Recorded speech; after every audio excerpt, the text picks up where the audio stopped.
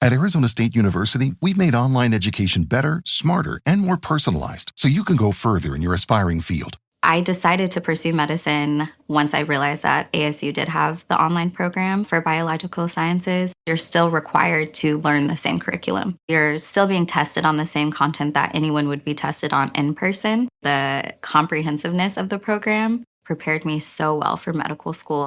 Explore over 300 programs at asuonline.asu.edu. Okay, so we're diving deep today into something pretty wild. Sounds fun. It's bringing back the dire wolf. Oh, wow. Yeah, and we know you've been thinking about this too. That's Yeah, we've seen your searches. And there's like a whole mix. Mm-hmm. It's everything from like the hardcore science, Right. you know, like dire wolf, de-extinction. Yeah. But then also like the pop culture stuff. Makes sense. Like all the Game of Thrones fans out there. Yeah. And then even going way back with searches for like Romulus and Remus dire wolves. Huh. That's interesting. So our mission today Okay. is to unpack like, why is this such a big idea? Mm-hmm. What's the actual science behind it? Yeah. And just some of the fascinating angles that come up Right. when we even think about bringing back this extinct animal. It's a lot to unpack. It is. But we're not going to make it a lecture. Good. So let's just get into it. I'm excited. All right. So starting off, what's really cool to me Yeah. is just how diverse the questions are. It's Like, it's not just scientists in a lab who are interested in this. It really feels like it's connecting with people. Yeah, culturally for sure. Yeah, totally. So for anyone who needs a quick refresher, like what exactly are we talking about when we say dire wolf? Right. So basically we're talking extinct Canida, right? Okay. Part of the wolf family, but generally bigger, more powerful Gotcha. than the gray wolves and red wolves we're used to seeing today. Okay, so when people are searching, like dire wolf brought back, that's the creature we're talking about. Exactly. And a name that keeps coming up is Colossal Biosciences. Right. And we saw that you searched for them alongside things like woolly mammoth and Tasmanian tiger. Interesting. So it seems like they're at the forefront of this whole dire wolf de-extinction concept. I think that's fair to say, yeah.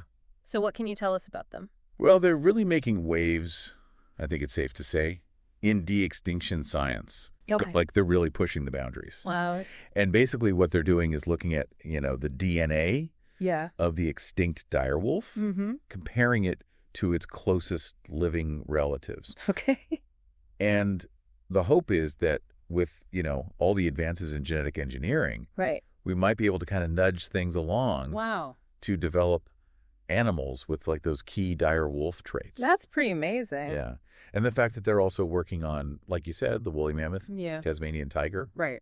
It shows, a real ambition for this whole area of science. And this is where it gets really interesting for me because it seems like a lot of the buzz is coming from the cultural side. Okay. So we saw a ton of searches Yeah. for Game of Thrones and Game of Thrones news. Right. And of course, those fictional dire wolves are like such a huge part of the story. Yeah. They're like, Yeah. these loyal, powerful companions. And then you also looked up Romulus and Remus dire wolves. Uh-huh. And Romulus and Remus like just by themselves. Right. Which takes us back to Roman mythology. Wow, yeah. So it's like this image of the dire wolf. Yeah. It's been around for a long time. It's true. In our stories. Yeah. So what do you think is going on there?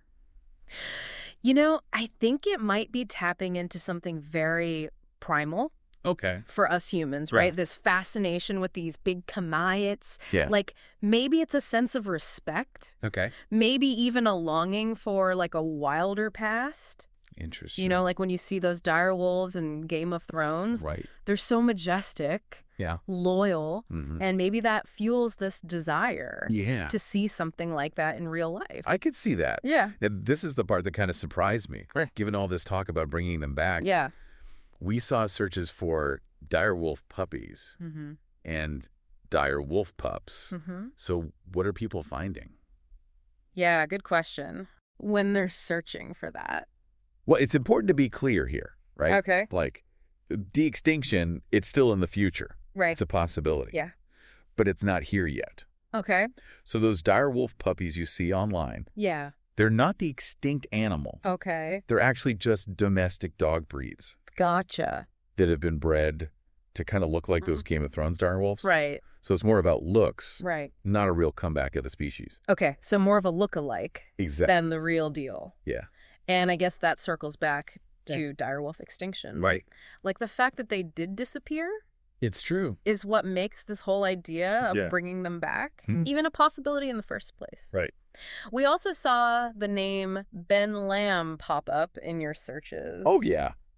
Who is he in all of this? He's a big name, right? Okay. He's the co-founder and CEO of Colossal Biosciences. Okay. So he's like right in the thick of it when it comes to de-extinction, including, potentially the dire wolf. That's pretty incredible. Yeah, it's exciting stuff. So just to kind of sum it all up, it seems like this whole idea of bringing back the dire wolf, it's driven by like some really cutting-edge science. Oh, yeah, for sure. That's happening right now. Definitely. But it's also like deeply connected to these powerful images we have in our culture, from fantasy epics to ancient myths. Yeah, it's fascinating. And even though those dire wolf puppies might be cute, they're not the real thing. No, not quite. The actual extinct dire wolf and that extinction is what makes this conversation even possible. That's true. Now, you also searched for things like the dodo bird. Oh, right. And woolly mammoth. Interesting. So it seems like there's this bigger interest in like reversing these historical losses. Yeah, absolutely. So what do you think? Well, I think it really highlights a fascination with these vanished species, right? Yeah. And this tantalizing idea of bringing them back. It's a big idea. It is. It really is. So I guess as we wrap up here, thinking about all this progress, all the cultural interest, it really makes you wonder, what's that? What are the biggest questions, both practically and ethically, that we need to be asking Good point. As we explore the possibility of bringing back animals like the dire wolf? Really makes you think. It does. It really does. A lot to consider. Yeah. Some food for thought. Definitely. All right. Well, that's our deep dive for today. Thanks for having me. Of course. This was a fascinating one. Yeah, I enjoyed it. Me too. Great. Very good. We'll see you next time. Sounds good. Today is your lucky day. Today is the day that our $3 website works for you, paying you directly to your PayPal daily. Imagine $3 ongoing continuous payments to your PayPal account. Imagine falling asleep and waking up to $300 in your PayPal account. How would this make you feel? How could this help you? What bills could you pay? What kind of fun could you have? What does that retirement look like now? All for a one-time payment of $3. This website is DFY done for you, fully built and completely hosted, and never stops collecting payments for you. You have spent $3 on coffee on a regular, but that coffee won't help you create multiple streams of income. Click the link below.